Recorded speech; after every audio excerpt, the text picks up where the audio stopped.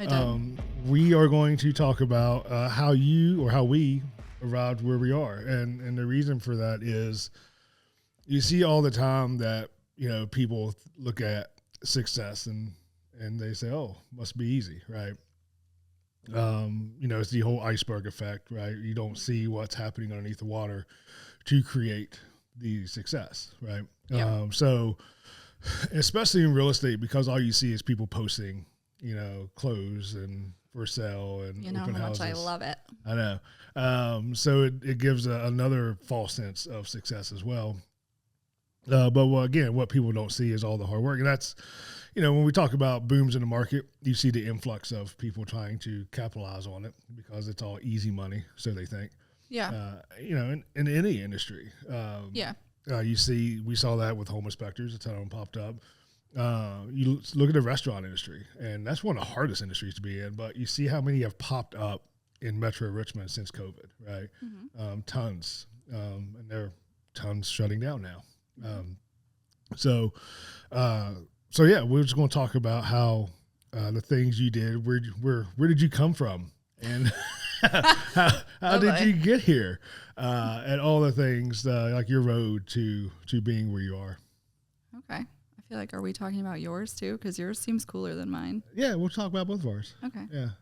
All right. My road to getting into real estate, or my road to where my career has gone? All the things. Whatever you want to talk about. Okay. My road to getting into real estate was actually not pleasant. At the time, I was married and he had lost his job, and I was a stay-at-home mom and had a salon in our home. And it was the scariest thing I've ever experienced. Our son was 8 months old at the time, and he just lost his job. It was just done. Yeah. And we had these good friends, and I remember standing in their kitchen, and the husband had asked me, he was like, Mandy, if you could do anything, what would you want to do? And we were just chatting, and I said, well, what is that? The door. Oh, okay. Something bad Squirrel. is happening. Well, it's beeping. Anyway, so I told him, I said, well, if money didn't matter, then I would restore old homes. Keep going. Keep going? Yeah. Okay. And so he was like, well, you should do that. And so... Yeah, you're good. So that was kind of where the seed got planted. And then it took a long time for me to actually decide to go for it.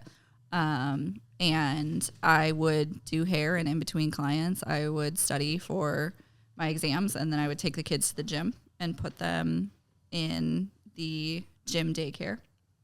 Right. And that was how I went about getting my license. And so I worked. So you didn't work out. You just took No. your kids to the daycare? I would work out for 30 minutes. And then I think they had a limit of I think it was an hour and a half that they could go play. And so I'd work out for 30 minutes, and then I would spend that hour studying for my exams. And then once I got in, I loved it, but I was so overwhelmed. I literally was the girl who didn't even know how to make a photocopy. No clue. Yeah. And so there was so much for me to learn, but I just remember having this thought in my head of even if I make $0, I have time. I might as well take the time to learn everything that I possibly can. And now this is my advice to rookies is you have time when you're brand new. You should be studying your face off. You should be learning. You should be finding mentors. Worry about learning as much as you can in that first year, and I promise you the money will come. But I worked my butt off in the beginning of my career. I can confidently say I don't work nearly as hard now. But make no mistake, those first few years, I literally worked my face off all the time. And it, I think you kind of have to when you're trying to get a business off the ground. I don't think that it's a luxury, like we've talked about, it's a luxury that's earned to be able to eventually kind of step back or have the confidence to know that you know what you're doing. But in the beginning, I had no clue what I was doing. Right. And I was working as hard as I could to try to figure it out every step of the way. How long was your husband out between jobs? He took a job probably like a month later, but it was honestly, it didn't even pay our bills. Right. It was, we needed health insurance Sure. for the kids. So he took that position so that way we could get health insurance. And then it took him probably almost another 10 months to like get into his industry and like get back, you know, in a good spot. And it was just so scary. It was the scariest thing ever to like have these two tiny kids and realize like most of our like important countable income was just gone in a day. Yeah. What better time to, you know, jump in to be. Yeah, right. To be an entrepreneur where nothing is guaranteed with an 6% failure rate or something like that. Yeah. I don't know whose bright idea that was. It was mine. That's right. And the funny thing is, you know, what's wild is even in the beginning of my real estate career, I still did hair to pay for my nanny so that I could have a few hours outside of the house to like run showings or like be in the office or go to meetings and try to learn stuff. And so I worked 2 jobs in the beginning to be able to do it until, you know, I started closing some stuff. But I think, I mean, we always tell people expect a good 6 months before you get paid. I think mine was it was like 2 or 3 months before I had my first closing. But yeah, you definitely need something. You better have a savings plan or like a sugar daddy or another job in the beginning. And I think that's something that people don't talk about is when you're starting a business, like you're putting so much time and effort into it and a lot of times money into it as well before the money has even shown up, which is terrifying. Right. And so why switch from hair completely? I think for me, hair was one of those things that was such a hobby of mine and something that I like to do, but I have a very entrepreneurial side to me. And so for me, I was looking at the structure of the salons and in my head, like I'm a numbers girl. And I was just like, these numbers don't make sense. Like, why would I pay you this much money to do what I can do on my own? Yeah. To rent a chair. Yep. And so that was when I just decided to do it my way, but then it took something that I liked and turned it into something that I hated. And the thing about hair, because I did it for a while, it's really hard on your body. This is something that I don't see stylists talking about a lot, but like everything hurts all of the time. And a lot of hygienists, dental hygienists say the same thing. Mm-hmm. Yeah. And I just knew, like, I was in my 20s at the time and I was like, man, if I keep this up forever, like this is not going to end well for me. Like, I don't want to be doing this into my like 50s or 60s. Right. And, you know, I had that experience of buying my first property and just completely falling in love with it. And so it was like, man, if I could do something that I'm really, really passionate about and completely get away from hair, like that would be awesome. Yeah. So that was what I did. All right. Yeah. It's fun when a hobby and you take it and you ruin it. Yeah. You're like, yeah, this isn't fun anymore. Right. Yep. Yeah. That's exactly what happened. It's fun happened. as a hobby, but not fun as a business. Yeah. Yep. Cause that's what a lot of people tell you, know, find what you're passionate about and run with it. But sometimes that's not how that works out, you know, cause like, oh, no, this is a lot more work than what it's not fun anymore. And I will tell you from doing this twice, right? Like 2 things that I really was passionate about or am passionate about. Like the reality is the passion's going to run out at some point. Sure. So I think that's kind of crap advice too, because it's like if you're going to run a business, I'm going to tell you right now, the passion and like the desire to keep going, you're going to lose it at times. Well, for sure. You look at most people, especially we'll say my generation and younger, and it may even be the generation before me, the Gen X. Believe it or not, I'm technically a millennial. I know Really? Courtney is shocked. Look at her. Jaws on the floor. I am not the stereotypical millennial. I'm from West Virginia. I'm pretty sure that they were like a generation behind of what it's supposed to be. So, so just things are different there. It's like a lagging screen, basically. Yeah. So, but you see a lot of movement. They don't stay at jobs. We don't stay at jobs, right? And versus the generations before that, they were lifelong people at those industries, right? When I was in the fire department, it was always that conversation of, well, this young generation doesn't want to do anything anymore. And it's like, they'll have no loyalty is what they would always say, because once, long story short, once people started moving off city benefit or city retirements into a state retirement fund, you became a mobile. I can go from any department and keep that retirement system, right? Yeah. So they would always get mad because we just had a revolving door of people just department hopping. And they were complaining about the loyalty and nobody wants to work. But reality was that priorities changed.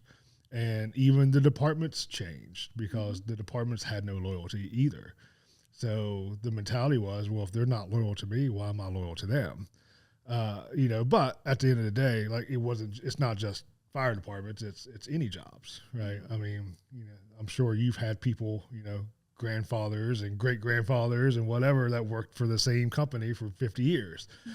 My great grandfather worked at DuPont plant, but it just doesn't happen anymore. Well, and it was beneficial for them to do that. It's not beneficial for our generation to do it. And I think that that's where the difference is and where the miscommunication is that they literally don't understand that, like, it is a completely different world and the benefits that were afforded to you are not to me. Yeah, exactly. And so, I think our generation rolled with the punches and realized, like, oh, wait a second. Yeah. Like, I can get better opportunities moving somewhere else. And even, I think of my husband being let go of that company. He was one of their top people for 8 years. Yeah. And then it was just done one day. Yeah. And that company eventually went under during COVID. But it was like, it's hard to sit there and preach loyalty when that is the reality for so many people. Yes. And, I always laugh when they're like, this young generation doesn't want to work. I'm like, they're working. They're just not working for you. And that's what you're salty about. Yeah. Like, there's a difference. Yeah. In the department, it was a whole lot of, they don't want to work overtime, blah, blah, blah. I was like, no, because I don't want to be at the fire station 7 days a week. Mm-hmm. Like, and I want to be at home with my family and kids and be part of their lives. Mm-hmm. And I think that our generation saw the generations before us staying loyal to companies or staying in these positions where they weren't happy or they weren't satisfied or they're sacrificing a ton. Like, how many of us didn't really get to see our dads? Exactly. And that's the big thing. Like, I don't want to be that dad. Exactly. Right? And so I think that's the difference too. Is like, I watched you do this and I'm sorry, but no, I don't want to do the same thing. I don't want to be miserable in the same job just to say that I worked there for 25 years. On your 5th divorce. Right. Like, what's the point? Yeah.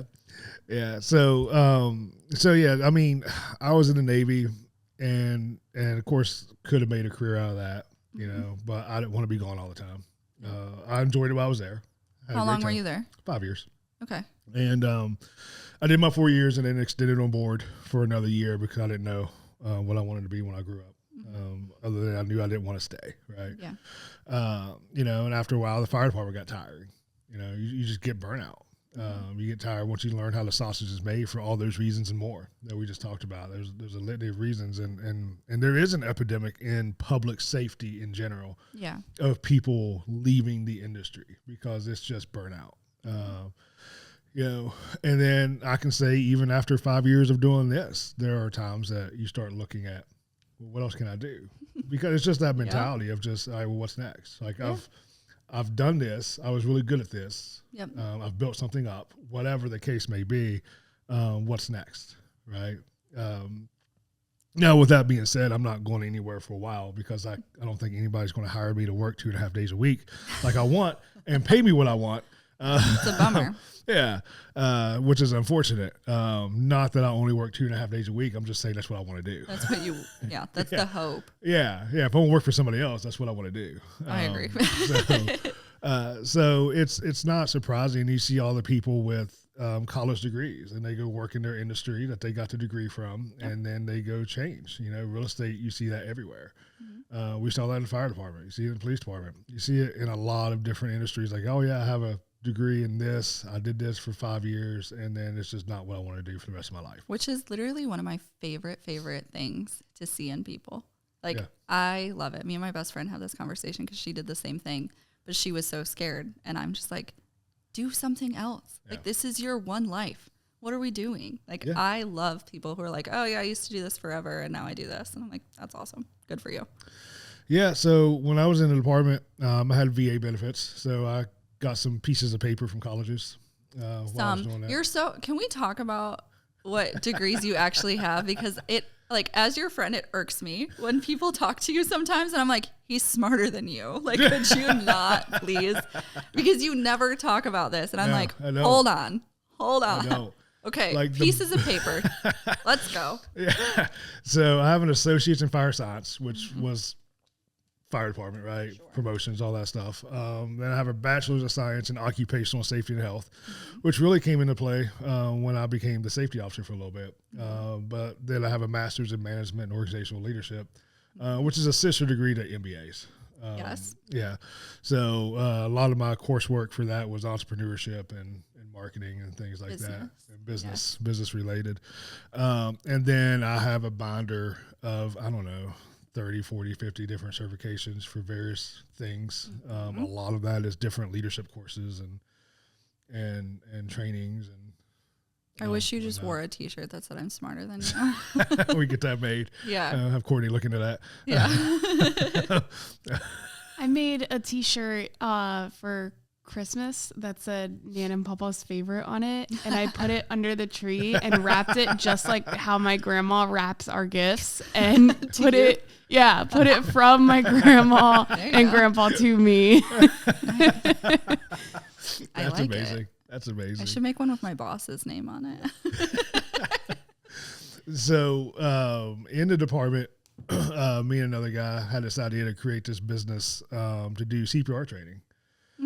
And, I mean, starting out, for what little we did to actually progress that, we actually did pretty decent with that and whatnot. And we did other things, but, you know, centered around first aid, CPR training and whatnot, because that was easy.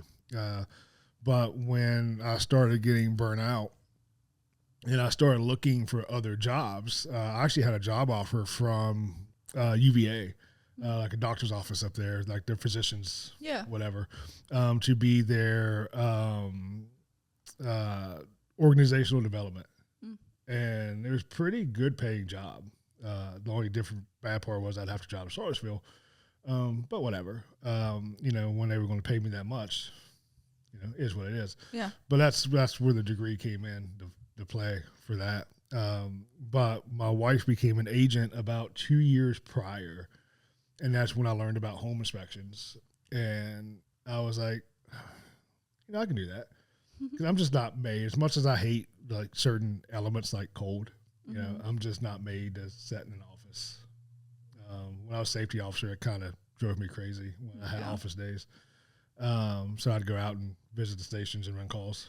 I swear that's how most entrepreneurs end up on this path, is they know, like, it would crush my soul to sit in an office 9 to 5. Like I can't do it. Like I physically, mentally, like I can't. No. So I took the leap, and unlike most people who would keep, because that fire department schedule when I was back in the station was, 10 days a month. And most rational people would just go ahead and transition while still having a paycheck. And nope. Let's go ahead and do a full transition here. Why stop. not? Yeah. My wife at 2 years in was still very much figuring out her way, and so cashed out some retirement stuff and like, let's see what happens. You did it. I did. There's no going back. But I respect that. I do think, like, if you're going to do this, like, I mean, pardon my French, but I do think your ass has to be on the line a little bit. Yeah. Like, it's the only way. I think that's why my success happened, and probably yours, is because, like, when you're backed up against a corner, like, you don't have a choice but to fight. Like, pretty much. So you do work a lot harder. If you've got like this is why I see this all the time. You probably see it too. Agents who have like a full-time job and then they're doing real estate on the side. I'm always like, you cannot be a part-time agent in the beginning and transition into full-time. That's a horrible idea. Yeah. Do it the other way. Yeah, 100%.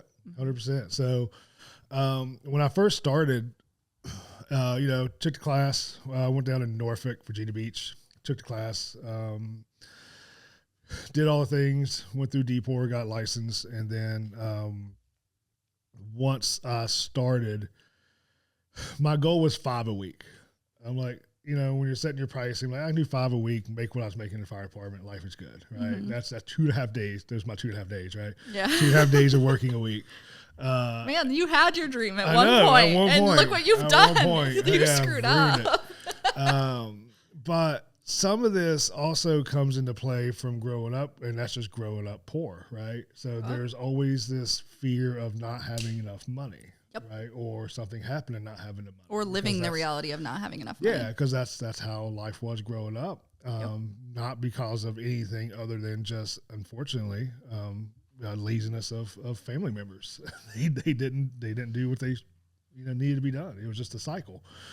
But anyways, I actually called around, and when you got to get licensed here, you got to do ride-along inspections with a licensed inspector, right? And home inspections is such a funny niche because the majority of inspectors are single inspector companies, just one person. There's not a lot of multi-inspector companies. No. So you're calling people, and in their mind, they're being asked to train their competition, which I think is asinine. Because if you're good at what you do, then it doesn't matter who you train or how many you train. You're still going to be able to get yours. Yeah. So I got yelled at a few times about people like, I'm not training my competition and, just taking out on me and whatever. I actually applied to a couple different companies that were looking, and I've never heard back from a couple of them. To this day. And then the one I did hear back from was very condescending. Very rude. Not in the Richmond area. They're in the Williamsburg area, but they were very, very condescending. And they wanted me to sign a non-compete. And they were trying to change their model to where instead of per commission, they were going to offer annual salary. And see how that went, but annual salary was like $40,000. And, this is still 5 years ago, pre-inflation, but still. Yeah. I was like, well, that's half of what I was making in the fire department of just salary, not including benefits. Yeah. Right? And so once they did that and wanted me to sign an NDA, I was like, nah, I'm out. nah, we're good. Or non-compete, I mean. I was like, we're out. Because that non-competes is a whole nother story, which I think have been banned. They have, I know somebody's trying to challenge it, but I think it was actually banned, which is good. It is good. Yeah, I mean, it's ridiculous, right? Like, I have to drive, 50 miles or 100 miles to do the job that I've been doing just because for whatever reason, but that's a whole nother separate podcast. Yeah, seriously. So after that, I said, you know what, screw it. I'm just going to do it on my own. And then I had a chip on my shoulder, especially after being, condescended to. Yeah. and that's my whole goal is just, which I have, of overtaking that company. I've got more inspectors. I've got more reviews. Yeah. We do more inspections. And I don't know if they know it or not, but I do. That's all that matters. Yeah. So. And this is one of my favorite characteristics of most entrepreneurs is like, if you tell someone they can't do something, like I watch their reaction. Yeah. Because it's my favorite. Like the most successful entrepreneurs that I know are the ones who are like, hold my beer. Like they're so fussy about it and so petty that they're like, let's go. And that happened in that conversation, when I was like, it's either on my own or work for somebody. Well, I don't know if you can really do this. Okay. Like we've talked for 10 minutes and I'm glad you came to that conclusion. Watch this. And since then, like I said, that was a good few months trying to figure it out. Trying to figure out if I'm going to work for somebody else and dive into it, because it's not like you just walk into a Chick-fil-A. Like I said, this is a very specific niche that you're trying to, and it's not like being an electrician where you have to be an apprentice and there's companies hiring everywhere. It's just not like that. Well, and I can't imagine, because then you probably didn't have like a mentor or somebody to like really teach you how to do this. And that's when I figured out, because I joined BNI, and I know a lot of people don't like that type of group. But in the beginning, it really made me realize that I can create relationships with people that I need to. Yeah. I don't need to know everything. I just need to know somebody who does. So that's when I started creating those relationships with HVAC guys and electricians and plumbers and whatnot. So I just bounced stuff off of them like, hey, is this okay? And it made me look better. right? Because I wasn't sending people on wild goose chases just to find out that things were okay. Yeah. So I quickly went from hitting my goal of 5 a week to doing like 13 a week, which is like 7 days a week. You screwed up. Yeah, because that's where that fear comes in, right? Yep. Like I don't want to be able to, like, if I say no to somebody, then the business goes away tomorrow. Yeah, you don't. That's the problem, though. You don't know. It very well could. Yeah, so there's that fear, like I gotta say yes today because tomorrow may not come. Mm-hmm. But and from there it just went from hiring my first inspector to buying NPI to we've hired 3 in the last few months. When did you buy NPI? How far in? Because that was not a small thing. Like you acquired another company, brand new, pretty much. Yeah, I probably right before COVID hit. Okay. I think that's when it was. So you were only a couple years in. No, actually it was after COVID because I started in September.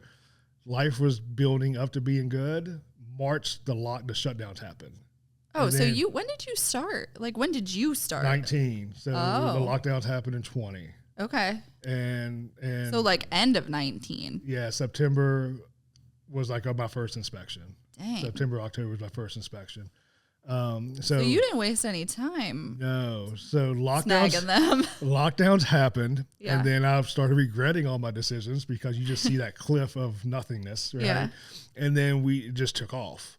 Yeah. And then I think that summer is when I hired my first inspector. No, it was probably 21 when I finally hired Gordon. Mm-hmm.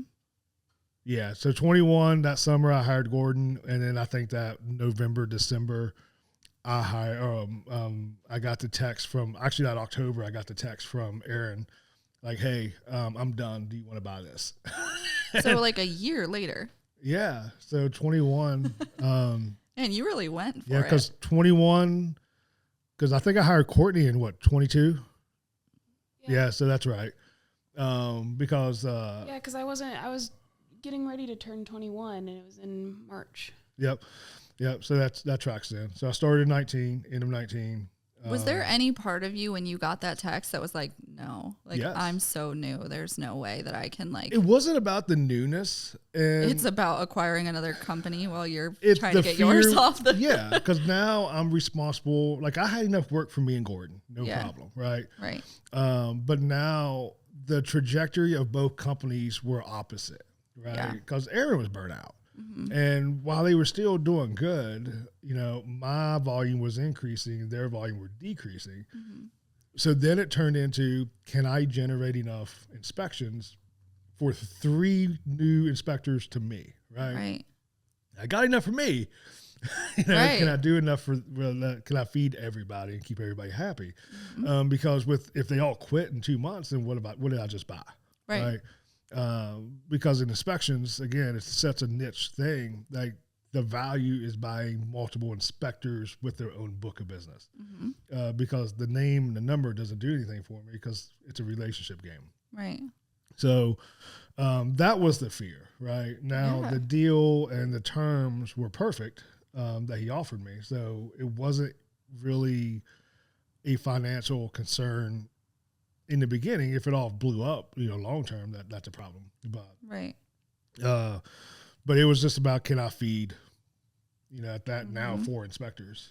This is the very thing that keeps me from growing, and I also know it's the very thing that is literally keeping me from growing. But it's because it's oh crap, like now I'm responsible for paying. Like I'm comfortable with what I'm paying for now and who I'm paying for now, but continuing to add is a whole other thing.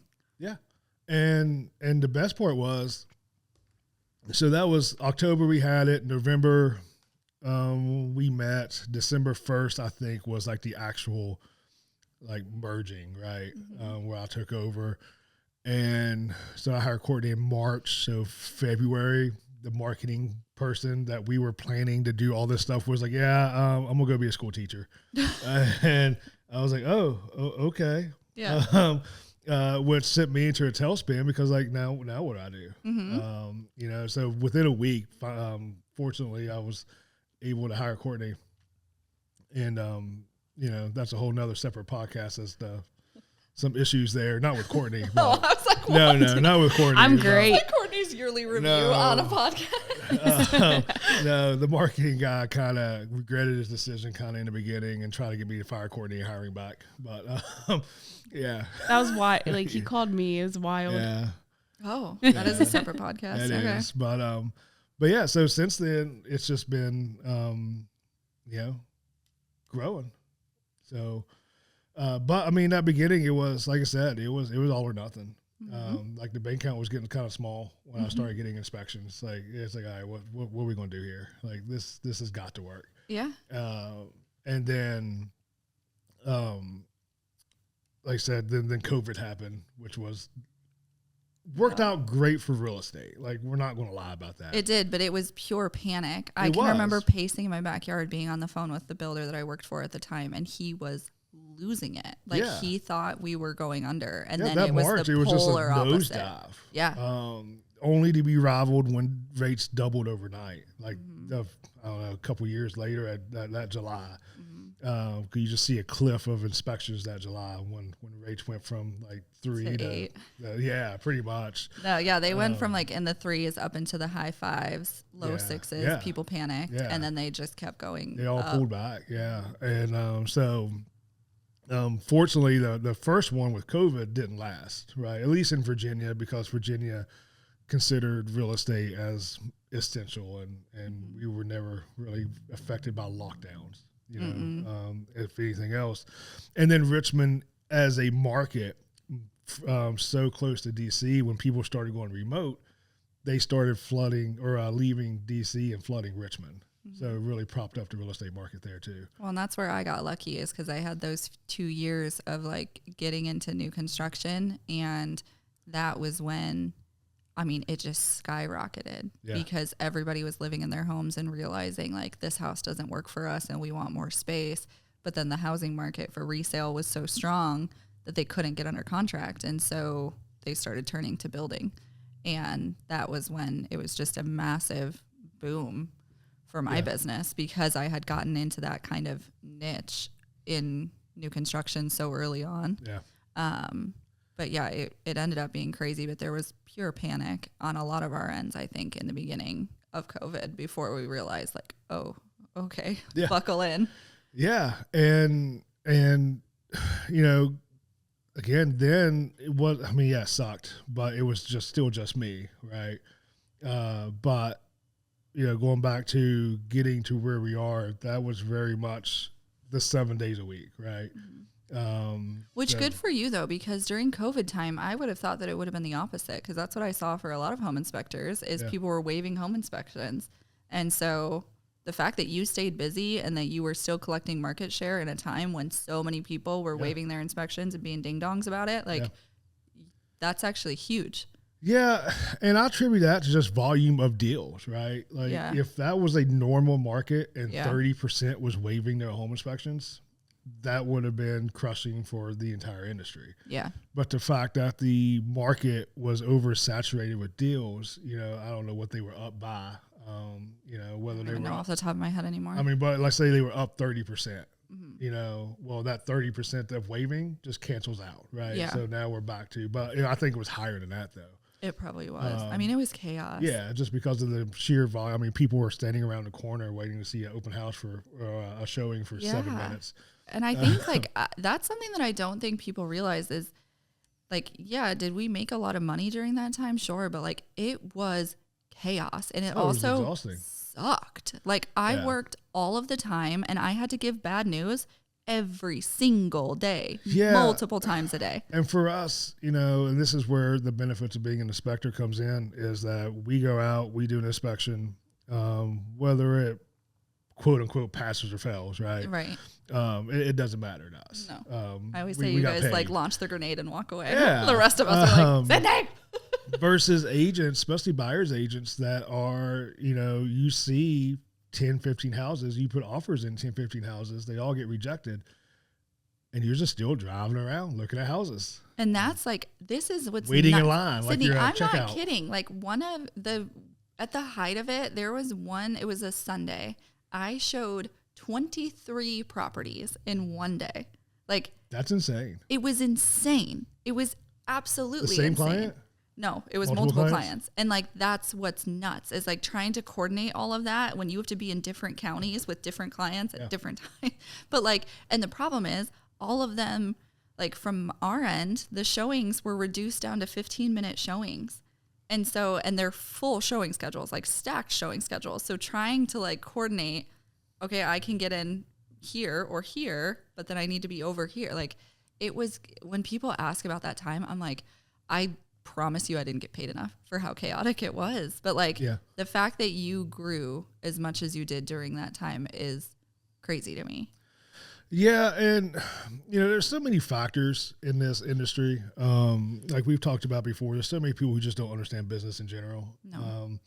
So when I get asked like, well, you must be slow because we're slow, and then the answer is no, we're not. Right. There's a lot of clutching of the pearls. Like, well, what do you mean?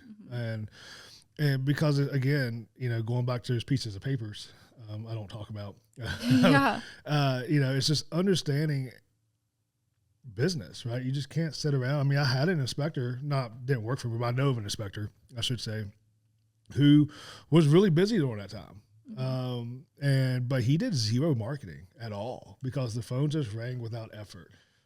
Because again, there was such a high volume of deals that there wasn't enough inspectors to do them all. Mm-hmm. So he just waited for the phone to ring. And when the music stopped and the rates went up and it became really hard, don't get me wrong, it was a hard 6 months for us because I was still calibrating like how much money to spend. Yeah. You go from spending a lot of money on marketing to still spending a lot of money on marketing, but the money's not coming in. Like, oh, well, we have to adjust this. Right? Yeah. So we had some decisions to make too. But we were still getting busy. Like, I think that year over year drop off in the industry was like 28% year over year down. And we ended that year either 4 or 8% down. And there was other companies that were in those 20s. Yeah. Right. So for us to be able to be a multi-inspector company at that time and only be 8% down or less, 6% down or less, was pretty good, right? Yeah. From the peak of what COVID was. But once the music stopped, like he called me, it was like, hey, are you busy? I'm like, yeah, busy enough, And he's like, yeah, my phone's dead. And he went out to be a realtor. So, and it's like, well, yeah, you can't just sit at home and wait for the phone to ring. Like, you have to be actively doing stuff. There's a lot of older agents that have retired. There's a lot of new agents that I don't want to say this the wrong way, but you've got to be careful on who you invest your time in. But we always embrace new agents, knowing that not all of them are going to stick around, right? But it's something you have to do because otherwise, if you don't, then they get in front of other inspectors or their mentors or their office people, and they get referred to other people. Yeah, because literally, like from a statistics standpoint, if you have 10 brand new rookie agents, 8 of them are going to fail in the first 5 years. Yeah. 8. You have 2 left. 2 left, right? So which 2 are going to make it? You don't know. Like, and that's the really hard part about it. And I think like, can I look back at my career and pinpoint the things that like made me successful? Sure. Yeah. But there's also a lot of serendipity to it and a lot of like being really careful and being really smart in the same way that you did. Of once it starts, you can't go out. This is the number one thing that I see all the time is they get too big for their britches and they're not doing their marketing. They're not paying attention to the day in and day out. They're spending more than they're making. Yeah.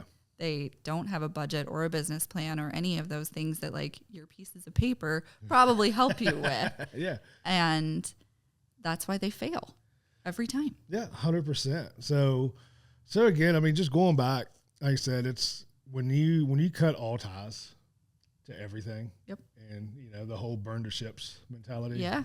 Just there's no going back, and there's people depending on you, little humans, Yeah, and whatnot. Like you don't have a choice. You really got to figure it out. yeah.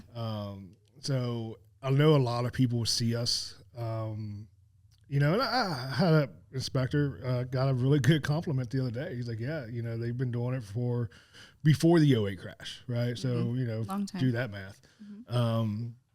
He's like, yeah, you got there faster than I did. And to be fair, there was also different times, right? I have a lot more head start than people who did it 25 years ago because of social media and because of the internet and because of resources that are readily available that you didn't have back then, technology and things like that. But you also had the know-how Sure. to do it. Yeah. And it's understanding, you know, temperaments and personalities and that you just can't go in and set fires to everything. And it is a relationship. And as much as I hate talking to people and hate talking to certain people, it's understanding like, hey, you have to do it. But you also bend over backwards for your clients. We do. Like you really do. Yeah. And I think that that's something that has really helped your success, even though there are times that, like, as your friend, I'm like, what are you doing? Like, but it is you know, when you're comparing somebody who's been in the industry for so long and they're like, they love to brag about that, right? Yeah. Like that is the difference I see a lot in me versus other realtors who maybe have more years of experience under their belt, but like I am willing to problem solve to a greater degree than you are because you have been doing it for so long. So yeah, I think you got to give yourself a little bit of credit there because I think that you guys, your integrity of your company is so immense that you're going to surpass people pretty quickly. Yeah, I think so. And I think we have in a lot of ways, you know, and I've always said that there's two companies that I reach out to because we're comparable in not just size, you know, that always fluctuates, but more so models and strategy and understanding. So when someone calls me and say, hey, you know, we're really busy or we're really slow, I always call them and be like, hey, where you at? Yeah. And are you busy or slow? Because if I'm busy and everybody else is slow, then they're probably doing something wrong. But if I call those companies and they're slow, then it's like, all right, well, I'm the last domino to fall, or vice versa, right? But if we're all, you know, steady or whatever, then like, okay, then we're fine, you know. And you've touched on something that I think is really important throughout your career, which is a huge part of whether or not you're going to be successful, is utilizing the resources that you have in other people and the relationships that you form with those people. My career would not be what it is without the amount of people who supported me along the way and who let me ask dumb questions and who were there to let me compare kind of business models or to bounce ideas off of them, even if they're competition, right? Like our entire industry is competition. Right. Like, but to find those individuals who are willing and humble enough to look at you and just be like, dude, you're just another guy trying to feed your family.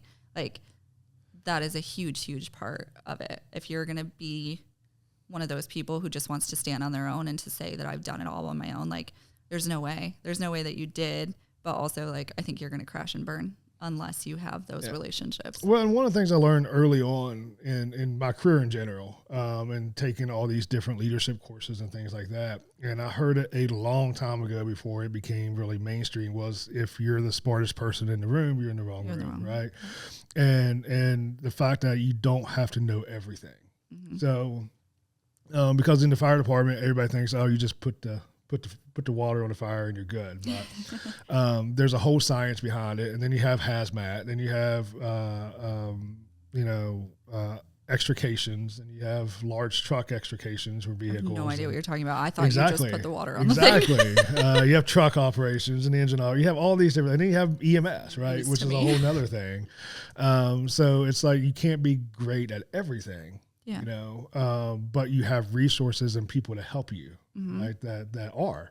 Mm-hmm. And when you start a business, I just assumed that was normal, right? Like, hey, I don't know everything, but I'm going to surround myself with people who may, and so I can call them and you'll be just fine. Yeah. And there's so many people who don't put that pride aside. No. And they feel like that they have to know everything. They have to be the one-stop shop. And it's like, no, like, I just want to be good at this. When people ask how I got into new construction, it's because the builder literally looked at me one day and asked me if I wanted the position. And I said, I don't know what I'm doing, to his face. I said, I'll do it. I have time. I'll work really hard. But like, you have to teach me. I don't know enough yet. Yeah. I'm too new and I will learn it, but you have to teach me. I don't know what I'm doing. And he said, I can work with that. That's literally how I got it. I mean, even to this day, we've done, over 6,000 inspections, I think now, which is insane when you think about, just over 5 years. You're really not working 2.5 days a week. That's a bummer for you. Yes, it really is. But I've told clients and I've told agents, like, I don't know if this is okay.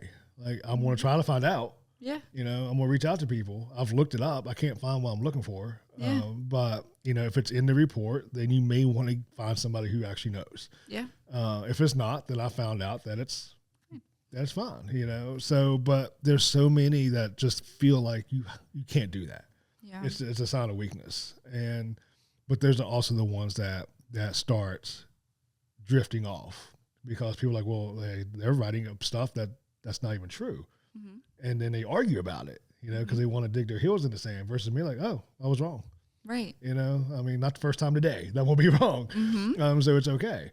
But like I said, you really got to go in with the mindset that it's okay that you don't know everything. Yeah. You just need to build and surround yourself with people that you need, right? Like, I don't need somebody that is just like me. I need somebody who's different. Mm-hmm. And that's the other thing is a lot of people surround themselves with the same.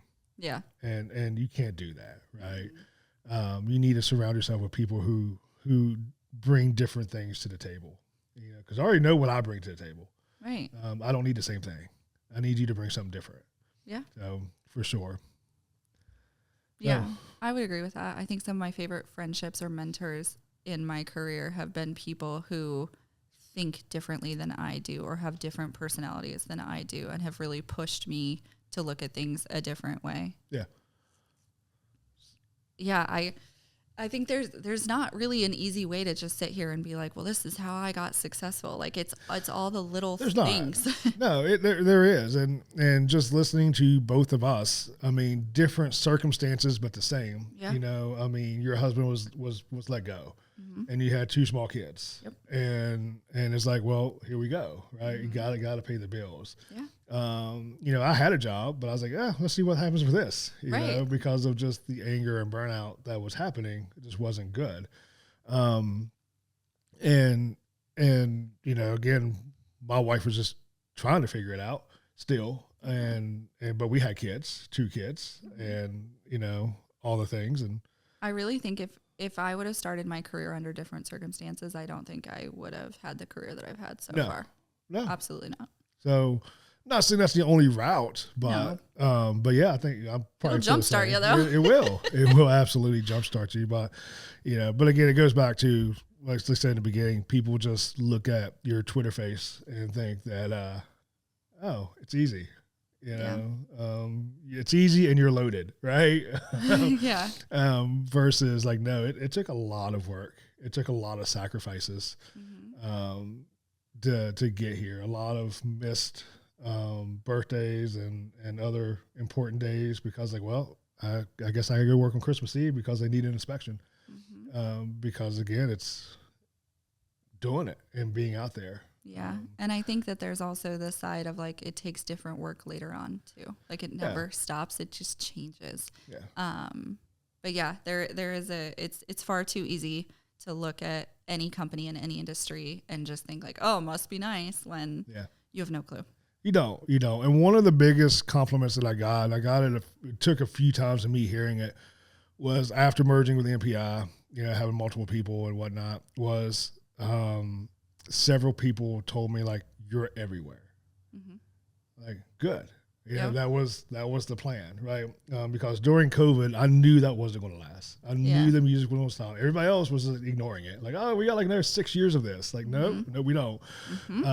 So bringing on those additional inspectors, knowing I needed to increase my visibility and footprint, it was just like a blitz of marketing, hence why we started doing this, right? Yeah. Because this doesn't cost us but $100 a year for the RSS stream feed subscription to push this out.